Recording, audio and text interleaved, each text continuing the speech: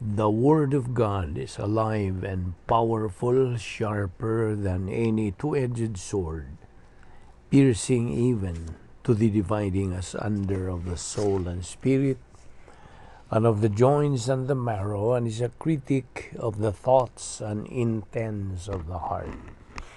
All Scripture is God-breathed and is profitable for doctrine, for reproof, for correction, for instruction in righteousness, that the man of God might be mature, thoroughly furnished unto all good works.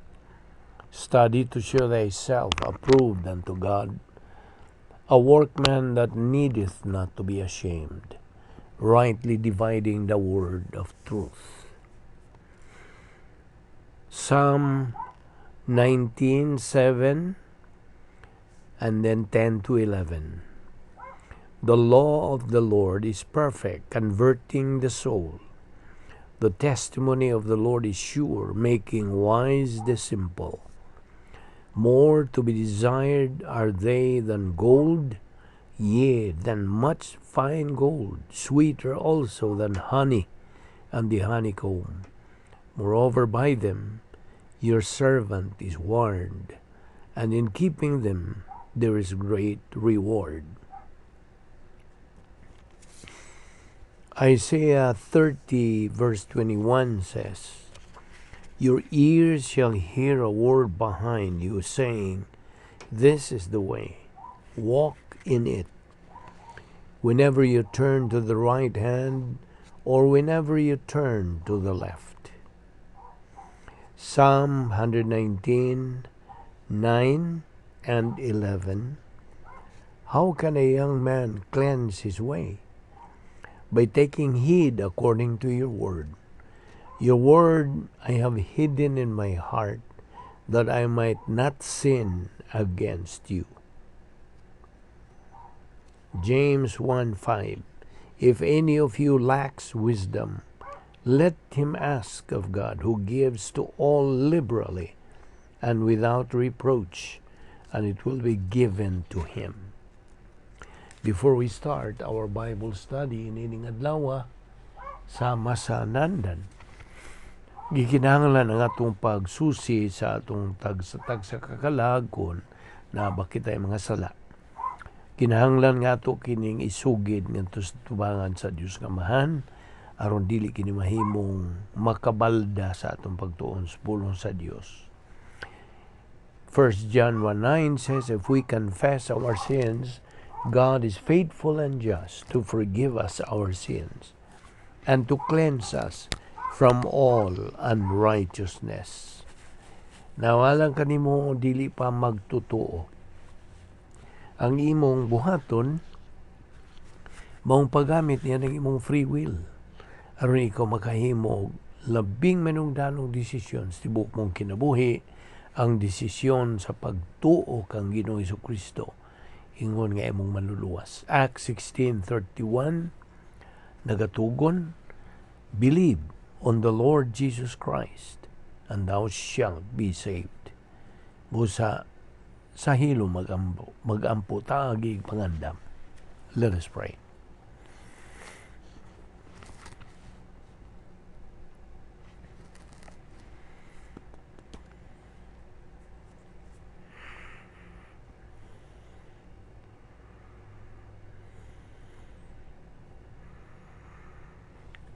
Amahan namong langit doon, nagapasalamat kami kanimo nining lain na sa mga gayon nga imong gigahin alang sa among pagtuon sa imong pulong. Ubani kami karon aron kat-on lang sa kaming dugang kamaturan gikan sa imong mga pulong. Pinagis pagtudlo kanamo sa balaang Espiritu Santo nga mao lamang ang bugtong magtudlo sa kamatuoran. Kining tanan among ipasalamatan sa ngalan ni Ginoong Hesukristo. Amen. Well, may adlaw na to mga subscribers, mga higala, mga igsuon diyan ni Kristo, our fellow believers. Welcome each and every one of you. Karon do na tay bag-o nga pagtulunan nga giuluhan kini og who and what God is. Kinsa ug unsa ang Dios. Okay. So, andam ka na?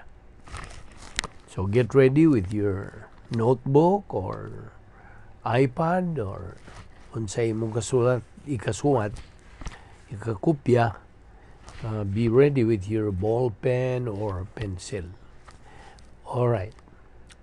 Dito maglangan. Unas tanan. Ang Diyos usara. Okay? There is only one God. Apan ang Diyos gipadayag og nagapadayag nga tulo siya ka personas usa ka Dios. Tutok gyud mayo, ha? Have an open mind. So, mao kana ang doktrina nga gitawag og tulo sa usa. The doctrine of 3 in 1. Naumbot pasabot, dunay tulo ka persona ang Dios. Apan usara siya ka Dios. He's only one God. God always existed. There never was a time excuse me that God did not exist. God is uncreated. Wa siya buhata. He is self-existing. Now, tingali, early in life, you probably became aware that God exists or there is God. You must have come to a point in your life nga misugod ka sa wonder about the source, about the cause, the nature, or perhaps the purpose of things. And miabot ka sa usa ka punto, you reach to a point nga misugod ka og curious. Og miingon ka sa imong kaugalingon, nagyud tingali labawng makagagahom. There could be a supreme being. Well, to imagine that there may be a God is much easier than to understand as to who and what God is. Gusto? Ang matag tao, muabot gyud, makakabot gyud ni anang ang nagitawag og God consciousness. At least above minimum intelligence o edad nga that is according to what is described here sa Roma 1:19-20. Apan ang labing dako nga tahas sa pag-ila sa Dios, nanginahanglan kini og lambaw sa kinaiyahang kinaiyanhong maukit-ukiton. It requires more than innate curiosity. Kini nanginahanglag usa ka positibo nga kabubuton. It demands a positive volition. Usa ka mainiton nga tinguhas tao nga mailhan niya ang Dios. Ang gitawag willingness o pagdisiplina sa kaugalingon aron siya musubiter sa pag-angkon sa kamatuoran. Kay sayod naman kita nga ang positibong kabubuton is a matter of choice sa matang tao. O kasagarang mga tao musurrender namang daan sa di pa kini sila makadangat sa ilang tinguhas pagsabot. Well, una sa tanan, ang Dios mismo mipadayag, miangkon nga siya usa ka persona. God is a person. Okay? Unsa iyang gisulti bahin niya? Ang Dios nagaingon og, ako mao si ako. I am that I am. So, kana lang pag-ingon niya na usa siya ka persona. Correct?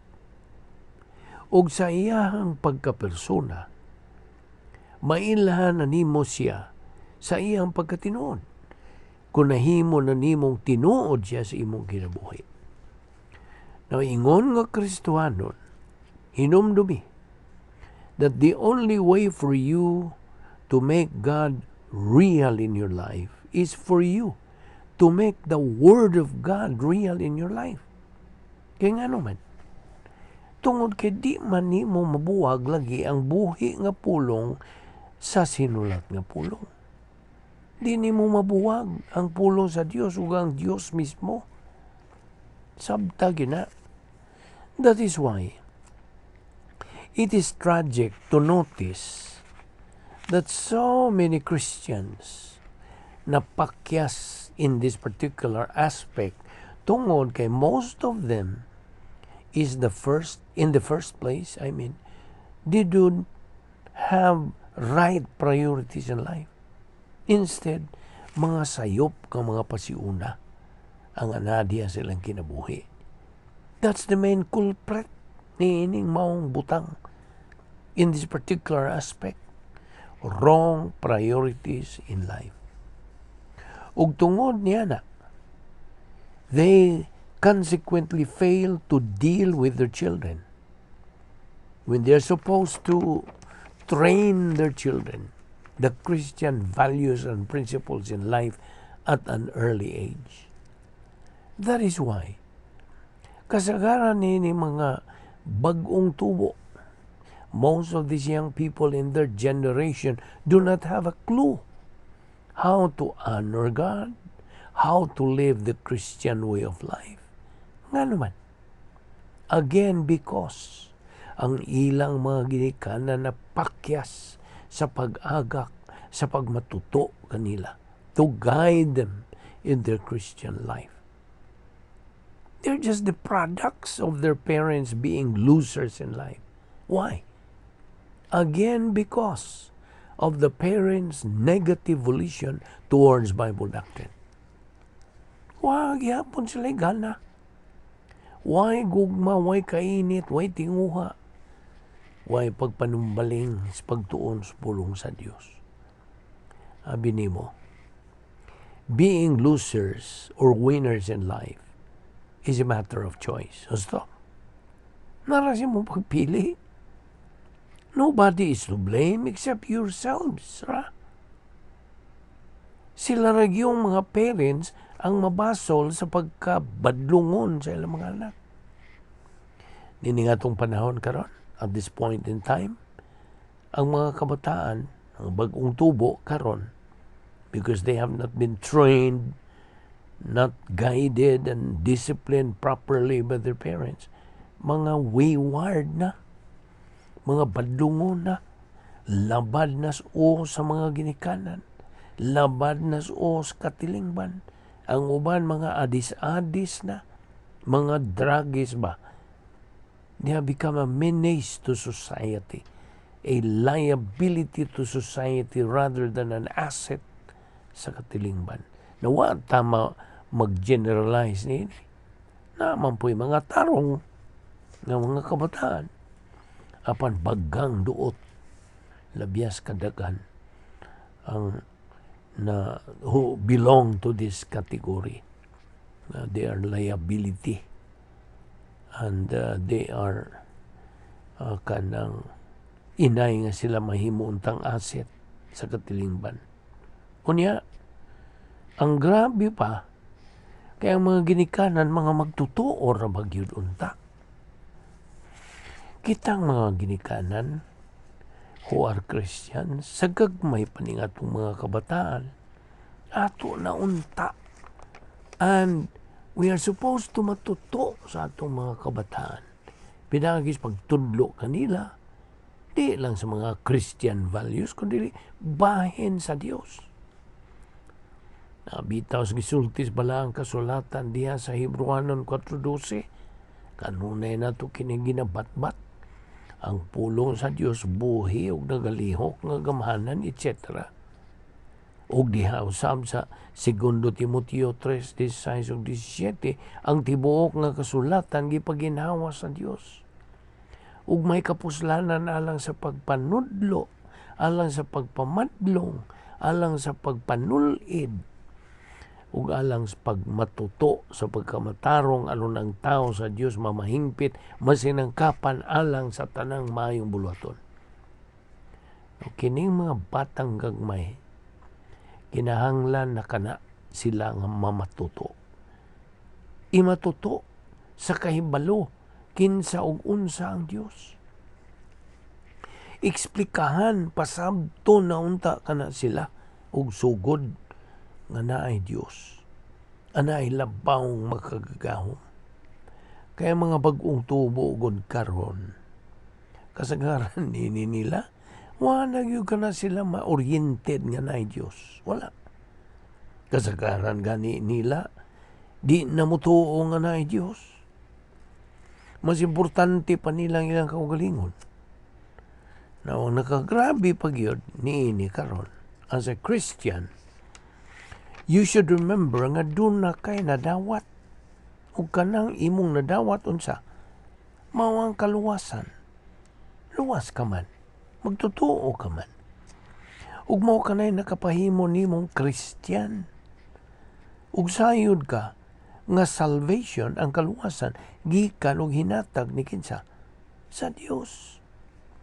And therefore, there is a God. Now, if you are a Christian parent, hinumdumi, orient your child to a Creator. Orient him about God. Di man kinahanglang mudawat o kaluwasan ng bata kay he or she cannot understand it yet.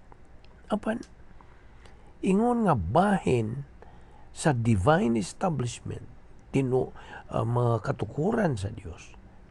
Kinahanglan nga makasabot ng bata nga there is a supreme being na ilabang makagahom natong tanan. And that is why kung believer ka na karon, nakadawat naman kagkaluwasan, ang imog yung tumong karon mao nga himuon nimong tinuod sa imong kinabuhi ang naghatag nimong kaluwasan. Sabot? Ila-ilaha siya. Tanawag unsay iyang giandam para nimo. And this personal sense of destiny nagdani ning daghan kayo mga butang alang sa atong pagkinabuhi sa adlaw-adlaw. That is why sa diyang musuod kita sa pagtuon ni ining katarong pagkamatarong, pagkahalangdon sa Dios, integrity of God, we are going to see kung unsa ka importante ang pag-angkon, ang pagsiguro nga nahimo ng tinuod ang Dios sa atong kinabuhi. Di mahimo nga Kristohano naguka, muingon ka lang, Kristohano naman ko. So tinuod na gyud ang Dios sa akong kinabuhi. Na unsa man na? Istorya na ba lang na o tinuod yun? Mamong na problema karon. Kaya nga nugod. Na may mga Kristohanon nga muingon og ayaw ko pangutan na og ingon anak kay di man may tabo nga dili tinuod ang Dios sa akong kinabuhi. Now, always remember that if you are an unbeliever, dili ka magtotoo, kinahanglan nga makaibaw ka nga naagyo'y panahon sa mong kinabuhi nga moabot ka niya nang gitawag og God consciousness. Nakanabang point of your life nga makahuna-huna ka nga naagyo'y labaw makagagahom. But kung imo lang ni dili panumbalingon, if you ignore it, disregard it, ug di mo ka na dawaton, it's all up to you. Narana nimo. If you just think for a moment, sa pila ka gutlo lang, maingon ko ka grabiya sa Dios, no? I sometimes muna-una nga imagine sa wa paning tanan, wa pang kalibutan buhata sa Dios, naibawaan naman yun niya sa kaniadtong wa pang tanan, naibawaan niya as to who is going to believe in Him, naibawaan na pod niya kinsa ang di mo tuon niya. Kinsay mo dawat sa kaluwasan, kinsay mo sa likway. He perfectly knows all this. Sawa pa ang tanan. Naibaw ng Diyos. Human ka mo dawat niya. Naibaw ng Diyos. Unsay imong mga gikinahanglan, ingon nga anak na niya. O, kay naibaw naman siyang unsay imong mga gikinahanglan, iya na pong gipahiluna ang giandam. Giandam na niya. Gitagana na niya. Those things, those spiritual assets that you need for you to be able to live a life that is pleasing to Him. Now, ato ni padayon ugma, din nilang una usa kita muhunong ayaw sipyat sa sumpay ni ini ugma. Okay? So, din nilang una kita mo parking sa atong pagtuon bahin ini, ako kang pangutan o pipila ka mga pangutana. Higala kuno galing mamatay ka karon. Bawa ka bag mahilangit ka o maimpyerno ka hangtod kang turan? Ang Biblia, ang pulong sa Dios, nagkanayon ra ba nga imo ka nang maibawan? So gipangutana ta ka, nining maong pangutana sanglit, mauni ang labing mahinungdanong pangutana sa tibuok mong kinabuhi. Pangutanon ta ka, luwas ka ba? Now, di question kung sako ka bago sa kasimbahan, kundi luwas ka ba? Di pod question kung nagkinabuhi ka bago sa katalahuron, dalaygong kinabuhi, kundi luwas ka ba? Are you saved? Ang Biblia nagsulti sa ingon ni ini, kinahanglang maluwas kita. Higala, aron ka maluwas, ulas tanan, kinahanglang mo angkon ka nga ikaw usa ka makasasala. Admit that you are a sinner. Nabitaw na sa Roma Kapitulo 3, versikulo 10 ug 12. Ang kasulatan nagingon, wa gyoy tao nga matarong. Walay nakasabot o nangita sa Dios. Ang tanan na miya gikan sa Dios. Ug nahimo silang dautan. Walay bisan usang nagbuhat ug mayong wala bisan usa. Nakasala ang tanan ug nahilayo sa himaya sa Dios. Higala ang imo nga sala, mo nay hinungdan nga nakabsan ka sa himaya sa Dios. Ug mao na hinungdan nga di gyud nimo matuman ang mga kinahanglanon aron ka mahilangit. Ikaduha, kinahanglan nga ikaw makamgo nga naay nahigugma nimo o gani namatay siya lang kanimo. Siya mo sa Ginoong Jesucristo. Kinsa namatay didto sa usa ka krus sa tuyo sa pagbayad sa imong mga sala o sa paghatag kanimo kahigayunan nga ikaw mahilangit. Usaray paagi nga ikaw mahilangit. Kini matud pas bala ang kasulatan. Sabta higala, ang pagtuo nimo moray kinahanglan sa Dios. Pagtuo lamang kang Ginoong Jesucristo lamang mao ang bugtong paagi sa kaluwasan. Wa mausab ka na. So duha ra imong kapilian. Mutuo ka ba kang Kristo ingon nga imong manluluwas o ikaw maluwas? O musalikway ka ba niya nga manluluwas o ikaw mahinukman? So pili. Pansabtang gisultis pulong sa Dios diha sa Juan 3:18. Ang dili mutuo mahinukman ang daan tungod kay wa man siya mutuo sa ngalan sa bugtong anak sa Dios. Busa, sublion ko sa pagpahinumdom kanimo higala. Tumuo ka kang Ginoong Hesukristo ug ikaw maluwas.